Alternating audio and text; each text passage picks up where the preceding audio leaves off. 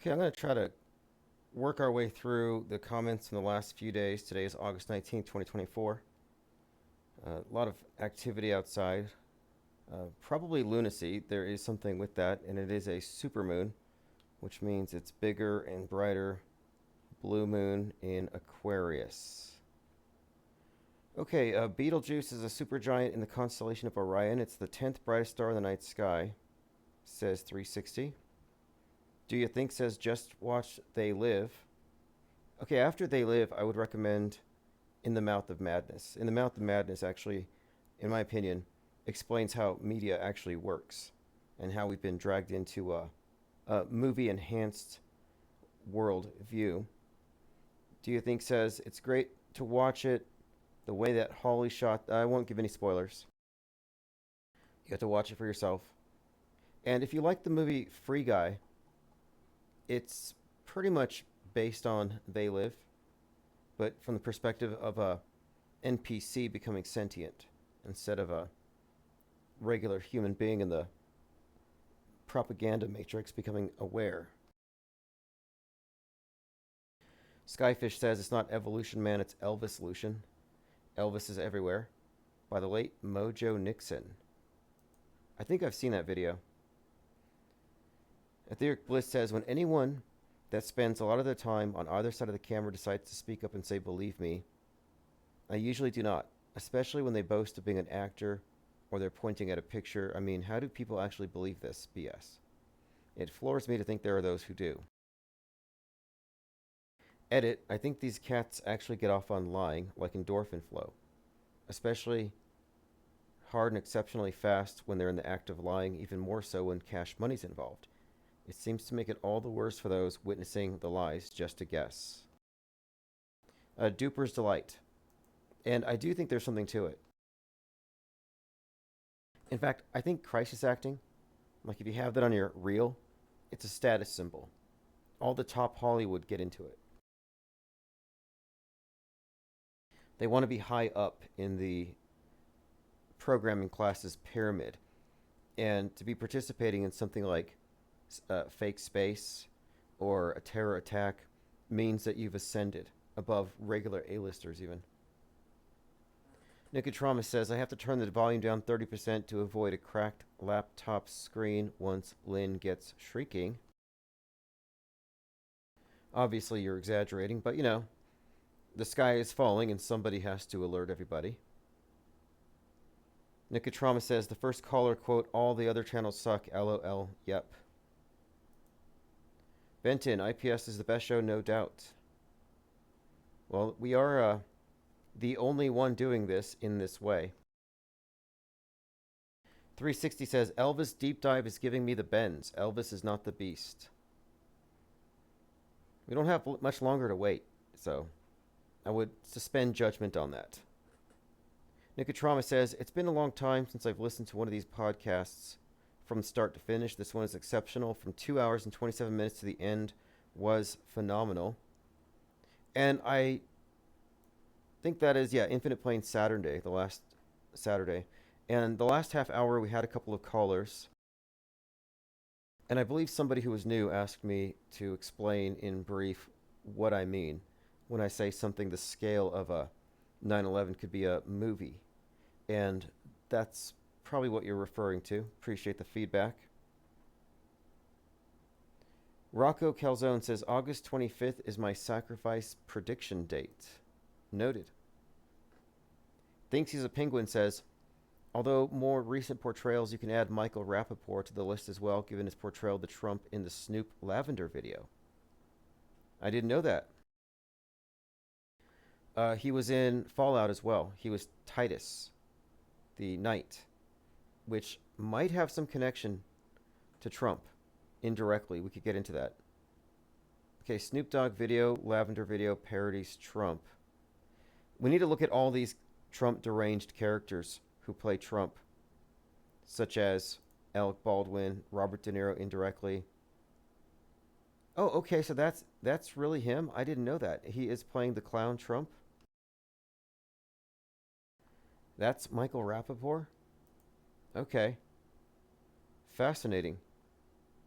Fascinating. Okay, well, we'll dig into that. Appreciate the comment. Good find. Eccentric View says Joker was more inspired by King of Comedy, another De Niro film. Someone mentioned it. It's definitely both, if anything. Martin Scorsese. Okay, so that's going to make sense. It's going to overlap. I'm going to have to watch The King of Comedy. I know next to nothing about it, so I will take a look at this. De Niro as Rupert Pupkin, a struggling stand-up comedian with mental health issues, who longs to appear on Langford's show. Pumpkin styles himself as the king of comedy. Okay, excellent find. Yesterday we were talking about Joker, and in Full Metal Jacket, the character Joker, representing JFK, and how the target on the side of the head was my first clue that the wound that Trump was going to get would be where the 45 was. I said in 2022 that the 45 is a Kubrick signature. But this is another Joker connection that figures into all of it. In fact, just to add on to that, Stranger Things Season 4, Episode 8, Matthew Modine, who plays Joker in Full Metal Jacket, is assassinated, shot near Portal 116. I talked about this yesterday. It's on the mind map, which I sent out in the newsletter. Do you think says my daughter had COVID? I told my boss back then and told him I took a test and it was negative, and he told me stay home for 5 days. I think I got paid. Yeah, it was a big collective grift. A lot of people lie. A lot of people take advantage, and some people believe. I think more because of political reasons than anything. Same thing for disbelief. Dave Hazel says, I often wonder if all this gematria and predictive programming and these so-called connections between events and scripting is more truth or chicken feed to occupy our time and keep us running around in circles. Seems like a dead end in every direction. I'll address that. Everything you said makes sense if you're talking about gematria predictions and synchromysticism. But what we're doing is different. We're doing narrative analysis, knowingly examining propaganda. We're not trying to figure out what it means as far as is this something that is evidence of simulation. We're not getting mystified or baffled. We're arriving at pretty strong conclusions about the directorship of various propaganda psyops. So we're getting closer, and we have adopted a methodology that puts us ahead of all those with the false explanations who are, in fact, running in circles. And I would say that the false explanations for these things do constitute truth or chicken feed, like saying that predictive programming is evidence of a higher power or in some way connected to this revelation of the method concept. Yeah, that's misdirection. But we took that misdirection and we have directed it toward, I think, objectivity. Skeptical analysis reveals that this is a purposeful synchronization between entertainment and news. There is no meaningful distinction. They use the entertainment to entrain us to the world view they prefabricate. Etheric Bliss says, when rubber meets the road and where it jumps from the paper to the screen into real-time events in real life, this is a good goal to have, discovering where the fulcrum lies, where it transcends into reality perceived or not. I'm kind of itching to find out myself. Glad you all came back when you did. Perfect timing.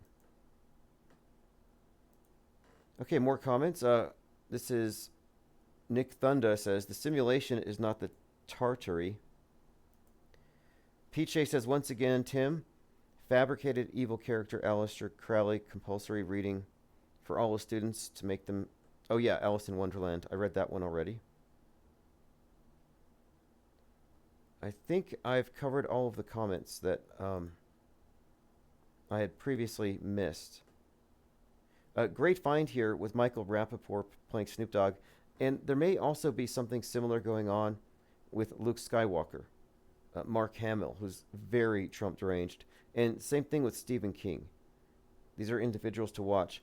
The reason why De Niro stands out so strongly, however, is he just got supposedly kicked off Twitter. There's some disputing whether that was his real account, but that is the story. We talked about that yesterday. Okay, well, thank you for your comments and feedback as always, and we will be likely live here shortly, so thank you for being a member of the channel, and I'll see you in the chats.